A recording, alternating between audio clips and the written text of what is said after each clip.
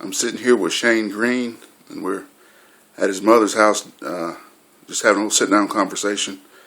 And I know everybody is curious how Shane's doing, and here he is in the flesh. So, Shane, how you doing? I'm doing good, getting stronger every day. Well, good. Everybody wants to know about your ordeal and how your fire started, and just take us through it from the beginning. Well, it's just a normal night, and me and the kids, ever since me and my wife had separated and I got custody of the kids, we had slept together in my bed.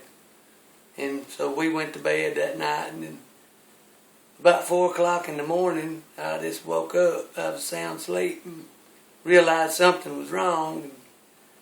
The whole house was just lit up from one end to the other, and I could see a layer of smoke. Well, we had a wood heater, so I got up to investigate what was going on. And I thought the door had just been bumped open or something, and when I got in there, the walls was on fire. So I ran to the back door to try to open the door, and it was so hot in the house that it had melted the lock shut on the door. And I was trying to get the door open, and the door wouldn't open, and about that time I was overtaken by smoke. And I was just about to pass out from the smoke, and I felt my way down the wall to a window, and I busted the pane out of the window, and the fresh air came through the window, and it brought me back to a little bit of clarity. Well, Shane, let me stop you there. Show them what happened when you busted that window out. Let us see your hand. Well, this was the result. Lost all 5 fingers, and had some real bad burns, and cut my wrist open there where it would lay over to the side, and more cuts on my arm there, and cuts over here. I was bleeding everywhere. Wow. Wow. So you busted the window out, and what happened after that? Well, when I busted the window out, that fresh air, that cold air came through, and I could breathe. And I kind of came to my senses and said to myself, oh Lord, I got to get these kids out of this house. So I had to run back through the fire to the bedroom where the kids were, and I got my oldest son up and told him, I don't know why I said this, but I said, Devin, get up, we're having a fire drill. And he just got up, stayed calm with me, and I don't know how I stayed as calm as I did, but the Lord was just with us. And I got Devin and carried him under me this way, protecting him, back through the fire, and set him down, and the floor underneath our feet was melting. And he kept screaming, Daddy, the floor is melting under my feet, and I can't breathe, and I can't breathe. And I just went to busting the window because I couldn't see. I could only feel my way through and back to the spot where I was, because I done busted that window and it done hurt my hand, and I didn't want to try to bust another window. So I just went to beating that window out, and I got that window busted out and clear, and I picked Devin up and set him out the window and down on the table that was right outside the window. And I told him to go to the neighbors to get help, not to be scared, and he said okay. So then I ran back through the fire to the bedroom and found my way back to the bedroom and said, Sissy. And she raised up in the bed, and I just said, thank you, Lord. And grabbed her in a blanket and put her underneath me wrapped in a blanket and carried her back through the fire. And we went back, and I climbed out the window with her. And by then, I had inhaled so much smoke and lost so much blood, I made it halfway to the neighbor's house where Devin went. And he was sitting on the back porch, beating on their door, and I fell out in the yard. But about that time, I seen my neighbor, which is Sonny Michaels, a good friend of mine, who came out the door. just confused at what was going on. And I had a burst of adrenaline hit me. And I jumped up and ran to Sonny and handed him my daughter and told him, take care of my kids, I'm dying. And I fell out on his back porch. Mm-hmm. And he didn't know what to do. And I told him, his wife, to go in the house, Amy, and get a belt to tie my arms off before I bled to death. And she went in and put tourniquets on my arm with a belt. And about that time, the ambulance pulled up. And I run and jumped in the ambulance and told them, said, they got my kids, let's go. And they just looked at me like I'd grown another head out of the side of my shoulder or something. So you were still alert enough that you told them how to treat you to save your life. Yeah, and so they like, well, can you help us get on this bed, on this gurney? And I said, sure. So I jumped on the gurney, and then they started strapping me in, and we took off down the road, and that's the last thing I remember. I lost consciousness before we got to the hospital. Wow. So, and I woke up about 5 weeks later, and I was in Birmingham. So you understand why people are calling you a hero. Your 2 kids are safe and alive because of your heroic actions. So many people freeze up in the middle of fires and emergencies, but you were Johnny on the spot.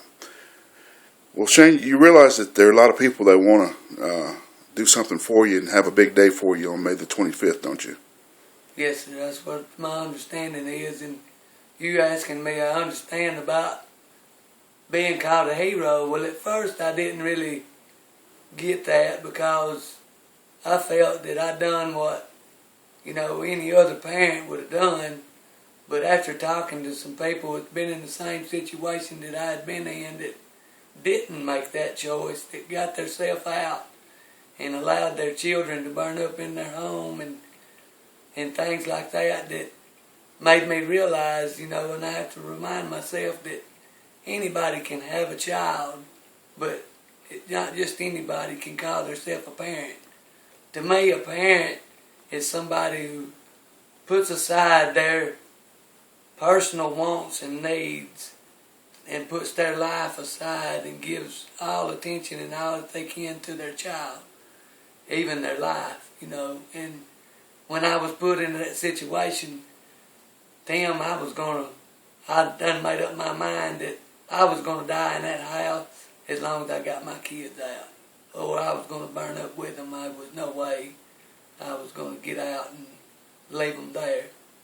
Yeah, you would have given your life up for your children. Yes, sir, no, without a doubt. Well, and almost did. And that's why so many people want to bless you.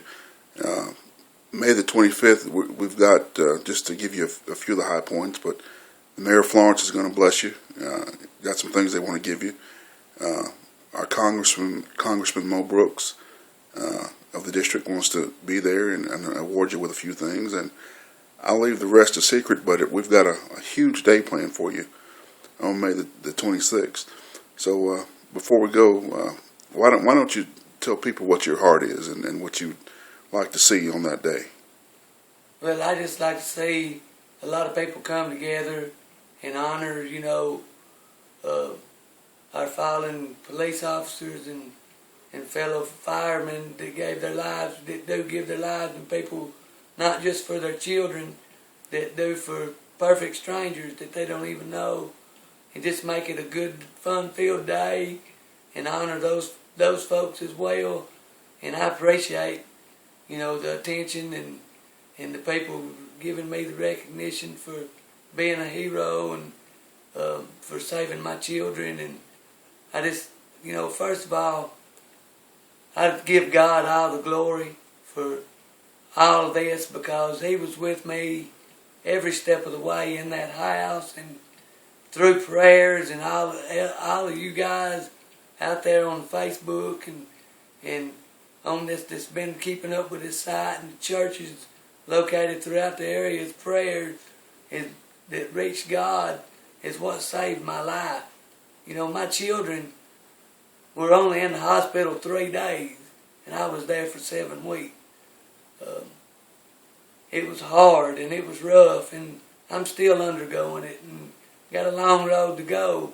My lungs were burnt really bad, and they said on a scale of 1 to 10, they were burnt on an 8.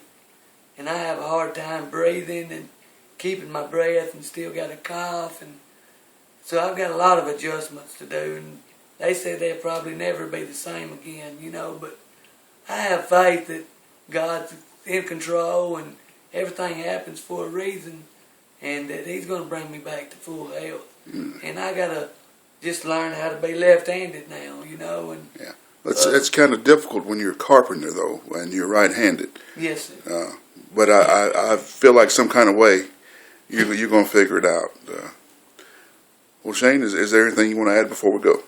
No, I just wanted to say thanks to everybody, and thanks for all your prayers. And I guess I'm over the hill and going kind of down the hill, but still continue to pray and don't stop, because I need all the prayers I can get.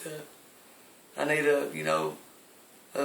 God's hand to move greatly, for I got a lot of bills, the hospital bills, and I didn't have insurance, and I need to, me and my kids, I have to have another home to live. I can't live with my parents forever, and I'm a grown man, and I've always taken care of myself since I moved out at 19, and I'd like to get back on my own again, and raise my children like I need to myself, and so just continue to pray that God makes a way for that to happen. Well, there's some good people coming together to do some good things for you, so it shouldn't be long, and we're going to come to the rescue, bud. Well, with that said, we'll close this out and look forward to seeing everybody on May the 25th. All right, brother. Thank you, Tim. You're welcome.